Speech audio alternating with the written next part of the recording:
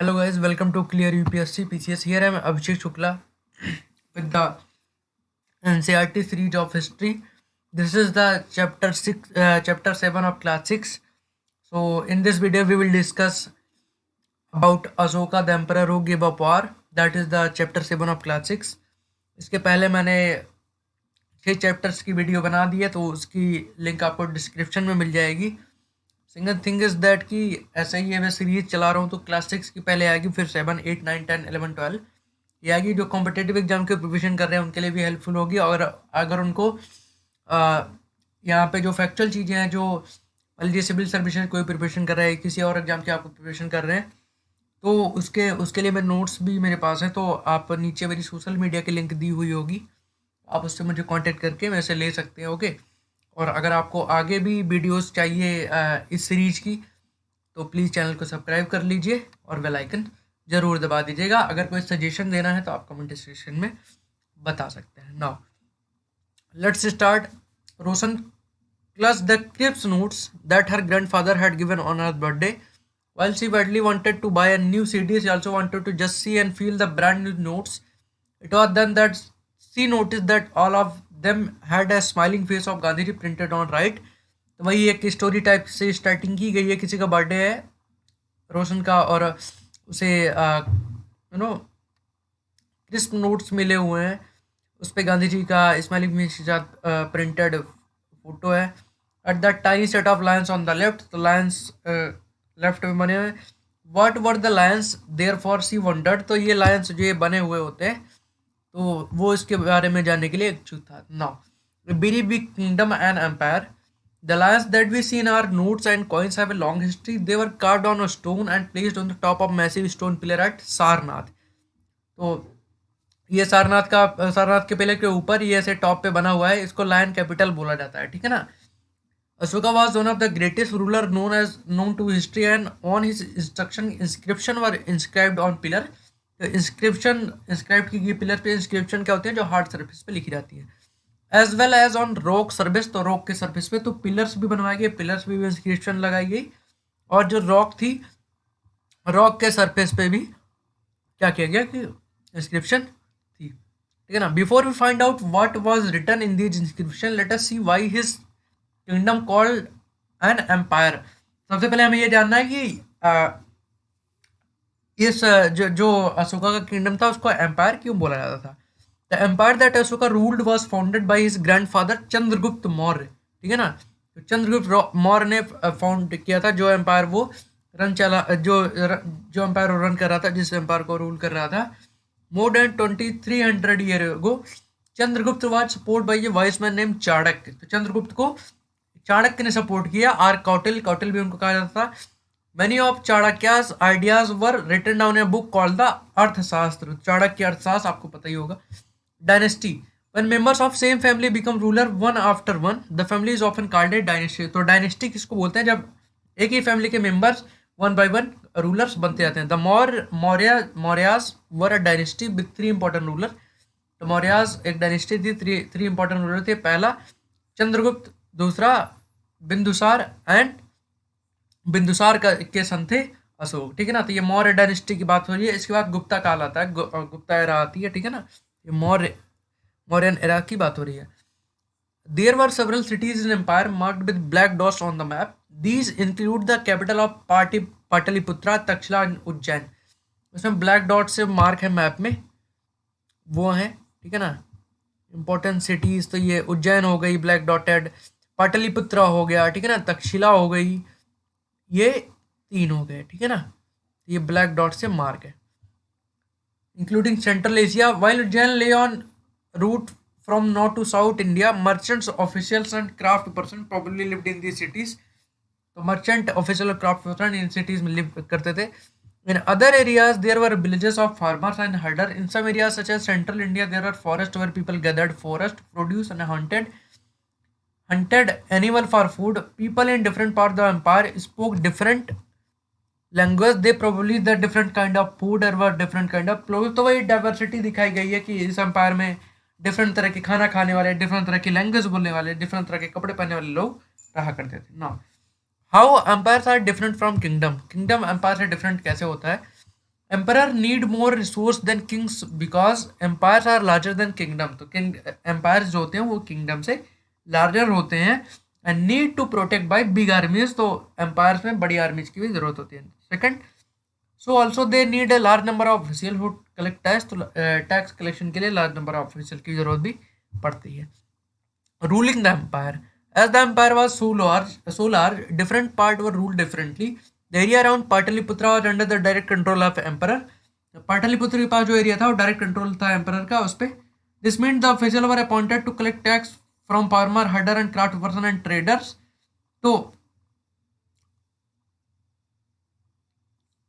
जो tax collection के लिए होता था, जैसे कि फार्मर्स थे, हर्डर्स थे, क्राफ्ट पर्सन से टैक्स कलेक्शन होता है, उसके लिए ऑफिशियल अपॉइंट किया जाते थे। Who lived in villages and town areas, official are to punish those who disobey the ruler's order। तो जो रूलर्स का ऑर्डर होता था उसको जो जो लोग डिसोबे करते थे उनको पनिशमेंट भी ऑफिशियल, ठीक है ना। Money of these official were given salaries, बहुत सारे ऑफिशियल को सैलरीज मिलती थी।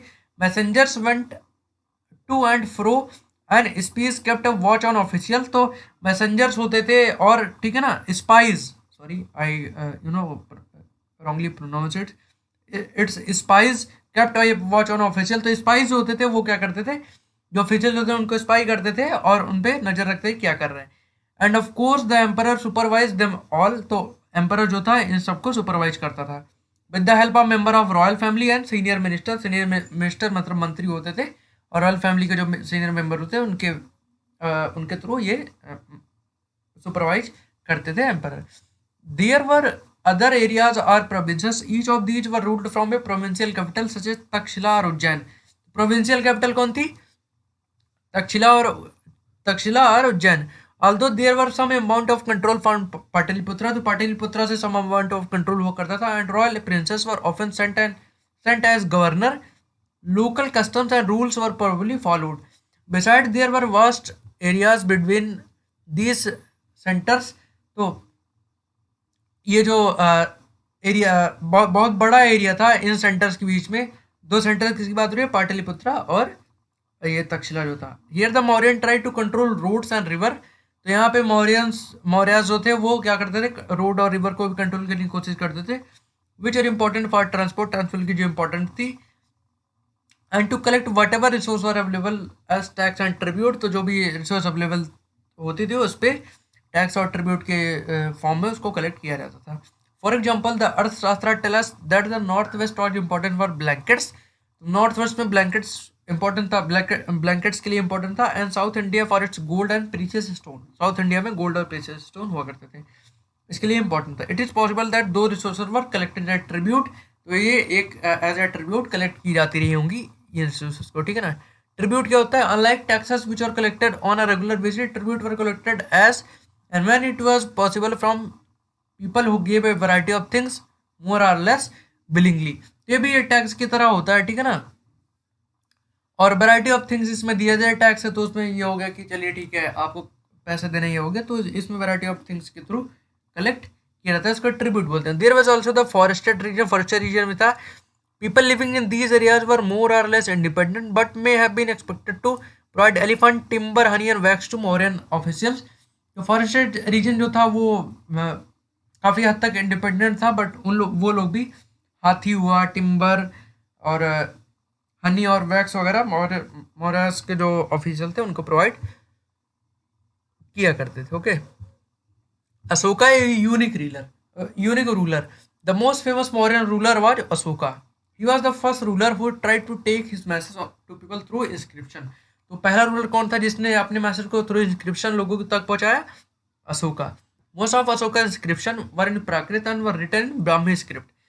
मोस्ट ऑफ जो इंस्क्रिप्शन थी किसमें थी, प्राकृत में थी और ब्राह्मी स्क्रिप्ट में लिखी थी। एक बात ये देखिए, प्रीवियस चैप्टर में आपको बताया था जो जैना और बुद्धा थे उन लोगों ने भी प्राकृत में अपनी टीचिंग दी थी, ठीक है ना, जिससे ये लैंग्वेज ऑफ कॉमनर्स थी, सबको समझ में आती थी, ये याद रखिएगा। Ashoka war in Kalinga. Kalinga is the ancient name of coastal Odisha, तो कोस्टल ओडिशा का एंशियंट नेम था। Ashoka fought a war to conquer Kalinga, however he was so horrified when he saw the violence and bloodshed that he decided not to fight any more wars।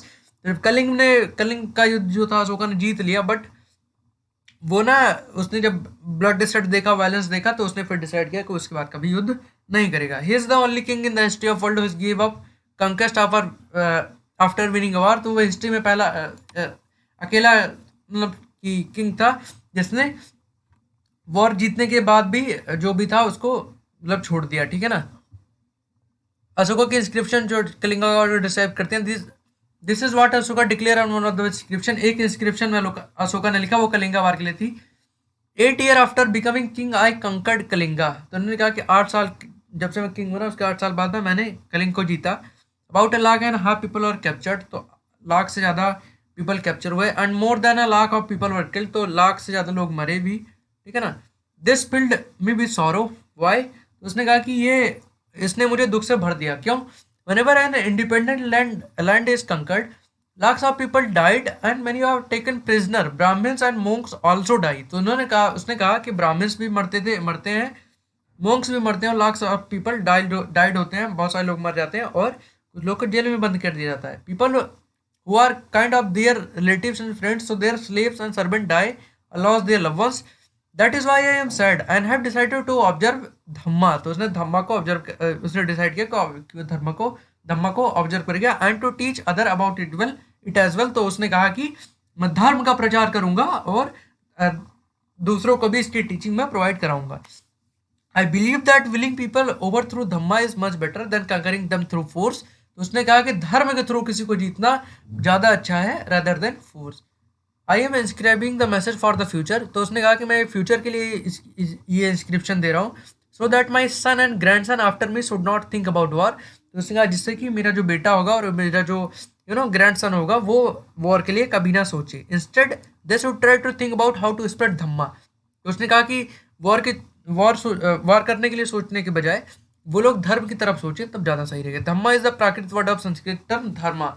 जो धर्म होता है, धर्म का प्राकृत word क्या है? धम्मा है। What was Ashoka dhamma? अशोका का धम्मा क्या था, ठीक है ना।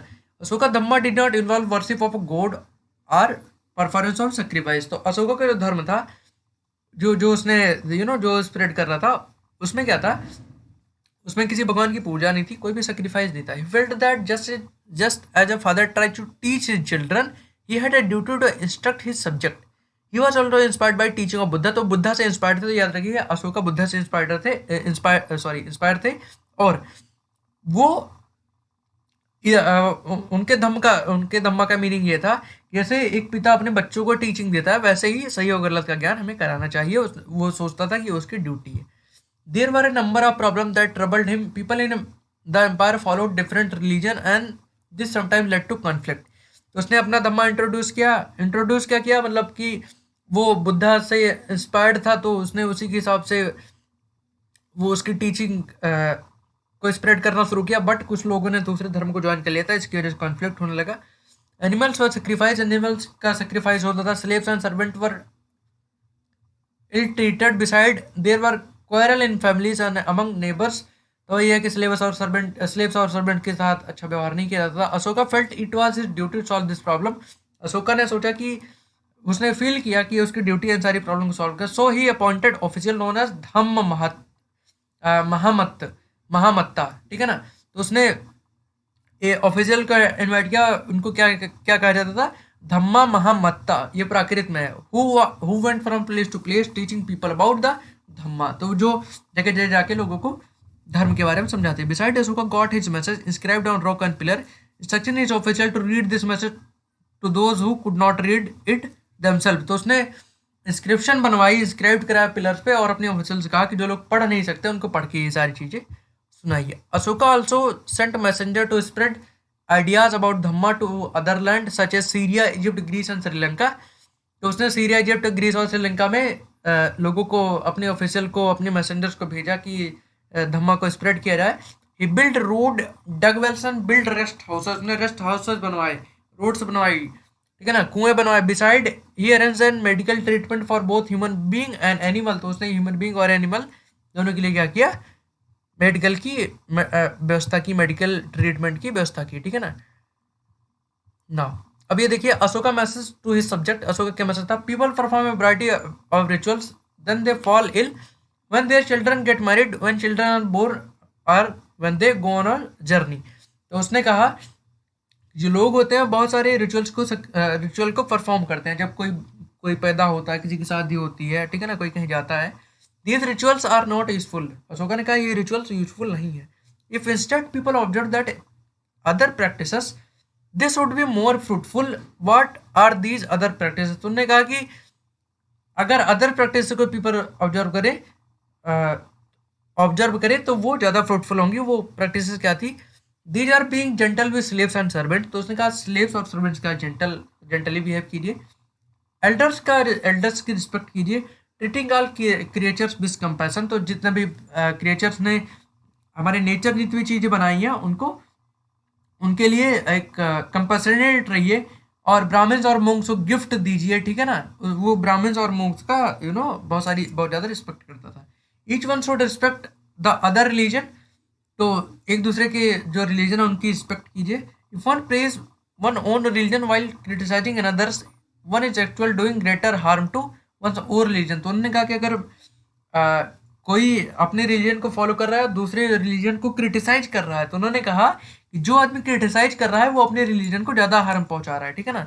Therefore one should try to understand the main ideas of another religion and respect it. तो उसने कहा इंस्टेड ऑफ दैट लोगों को चाहिए कि दूसरे के जो रिलीजन है उसके आइडिया को आप समझिए और उसकी रिस्पेक्ट करें। Pandit Jawaharlal Nehru the first prime minister of India wrote his edict instruction still speak to us in a language we can understand and we can still learn much from them. तो जवाहरलाल नेहरू ने कहा था कि जो इंस्क्रिप्शन है, जो एडिक्ट्स हैं, जो इंस्ट्रक्शन हैं, वो वो भी अभी हमें ये समझाती हैं कि हमें उनसे अभी बहुत सारी चीज़ें सीखनी है। Identified the part of Ashoka message that you think are relevant today. तो ये तो एक्सरसाइज है। Below the Brahmi script most modern Indian script है developed from the Brahmi script over hundreds of year. Here you can see letter a written in different script. तो ये letter ए है। ब्राह्मी में ऐसे लिखा जाता है, देवनागरी में ऐसे, बंगाली में ऐसे, मलयालम में ऐसे, तमिल में ऐसे, ठीक है ना। Now, elsewhere, somewhat before the time of Mauryan Empire, about 2400 years ago, emperor in China began building the Great Wall. ये ग्रेट वॉल ऑफ चाइना है। तो चाइना का एम्परर था, वो 2400 ईयर हो गए, उसने चाइना की ग्रेट वॉल बननी स्टार्ट की। It was meant to protect the northern frontier of empire from pastoral people. तो जो पास्टोरल पीपल थे उनसे नॉर्दर्न फ्रंटियर जो चाइना का है उसको प्रोटेक्ट करने के लिए वॉल बनवाई गई। Addition to the wall were made over a period of 200 year because the frontier of empire kept shifting. जो फ्रंटियर थे एम्पायर के शिफ्ट हो रहे थे, इसलिए इसमें बहुत ज़्यादा टाइम लगा। This was about 6400 kilometre long, 6400 kilometre लंबी है ये, ठीक है ना।